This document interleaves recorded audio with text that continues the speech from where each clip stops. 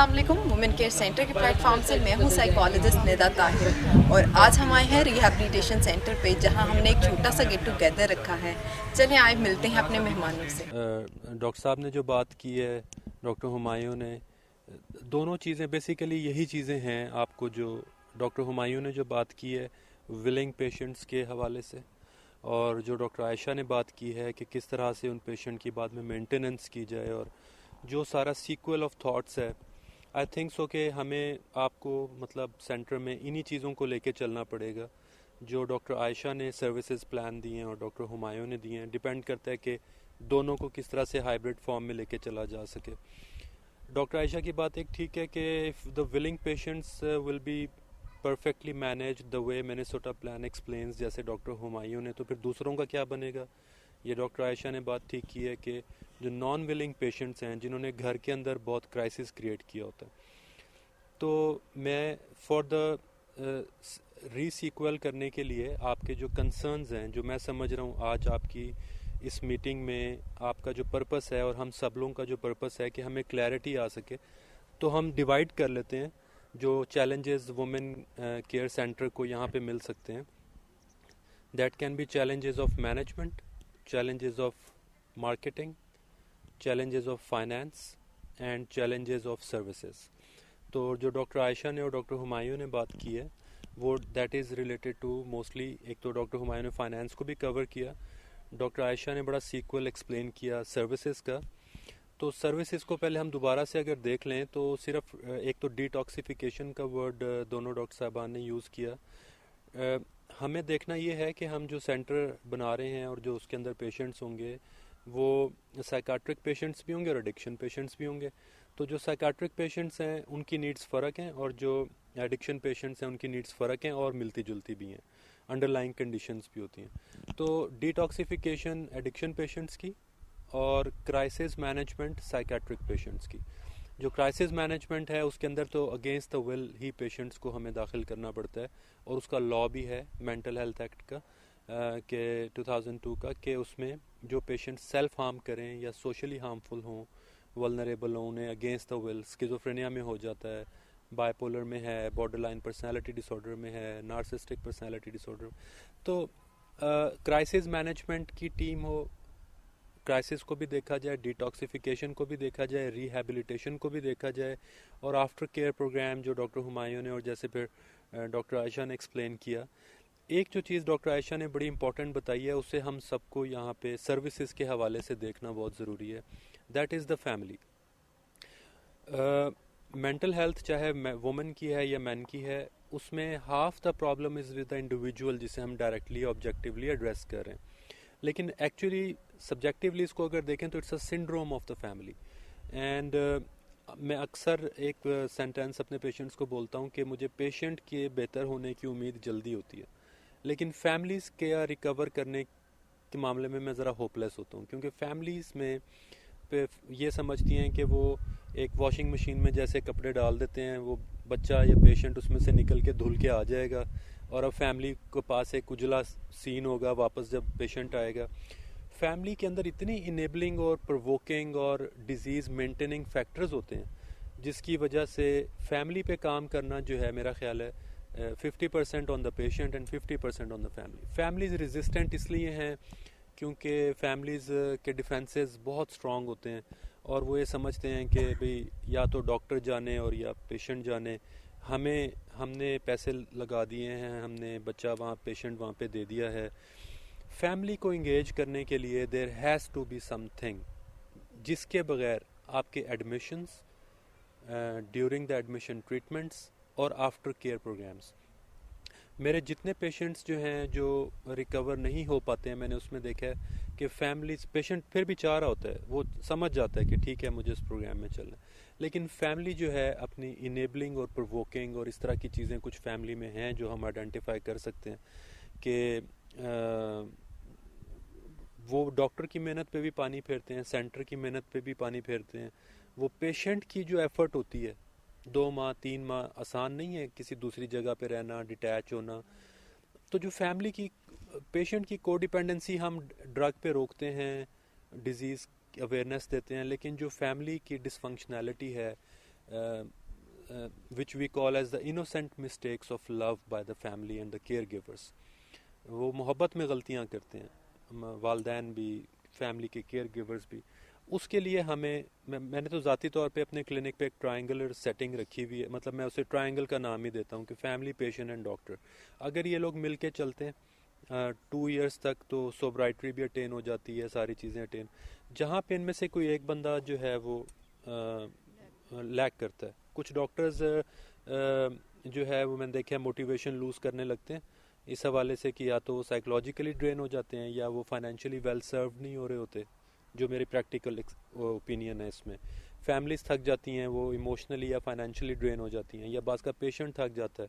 ये ट्रायंगल जो है सिर्फ पेशेंट को एड्रेस करना, डॉक्टर को एड्रेस करना, साथ में फैमिली को एड्रेस करना. तो ये जो लास्ट पॉइंट डॉक्टर आयशा ने कहा था, this is very important services के हवाले से.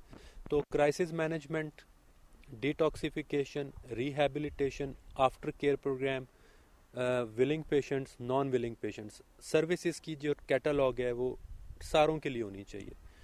और अगर आप स्टिग्मा को ख़त्म करना चाहें तो मेरी एक सजेशन ये हो सकती है कि इसको वुमेन वेलनेस सेंटर, या क्योंकि रिहैब या एडिक्शन सेंटर्स या उससे लोग थोड़ा सा ऑफेंड भी होते हैं, अगर आप इसे वुमेन वेलनेस एंड डेवलपमेंट या women wellness and rehabilitation, wellness का वर्ड जो है वो काफ़ी हेल्प कर सकता है.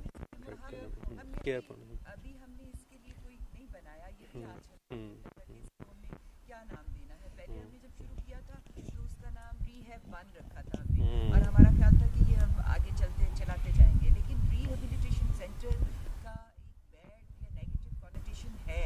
मैं इसको एग्री करती हूँ कि रिहेबिलिटेशन सेंटर जब आप लिख देते हैं ना, वहाँ से गुजरते हुए लोग सोचते हैं कि जी इसके साथ एसोसिएट हम होंगे तो पता नहीं क्या सूरत तो आएगी. Rehabilitation is not that bad of a word, क्योंकि हम लोग भी, जैसे मैंने डायमेंशन रिहेबिलिटेशन सेंटर है, इट्स लाइक आप उनको फंक्शनली रिहेबिलिटेट कर रहे हैं.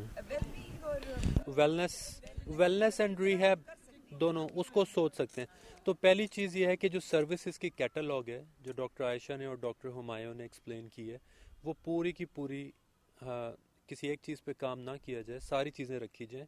Willing patients, non willing patients, family counselling, detoxification, rehabilitation, crisis management, तो और कम्युनिटी अवेयरनेस तो ऑलरेडी आप कर ही रहे हैं, जैसे यूट्यूब चैनल आप लोगों ने बनाया हुआ है. तो ये सर्विसेज की कैटलॉग सारी ही होनी चाहिए, क्योंकि मेरा ख्याल है सारी पॉपुलेशन ही एड्रेस होगी यहाँ पे. इवन विलिंग पेशेंट्स भी बाज़ औक़ात चाहते हैं कि हम अपनी मर्ज़ी से एडमिट हो जाएं कुछ अरसे के लिए, ताकि मोबाइल, दुनिया और बाकी चीज़ों से अलग हो. एक और चीज़ भी इसमें है जो मेरी प्रैक्टिस में देखने में आई हैं चीज़ें, कि साइबर डिटॉक्स भी अब ज़रूरी हो गया. ये जो इसको आप उसको भी अपने सर्विस कैटलॉग में रखें. मैंने भी रख लिया अपने पास.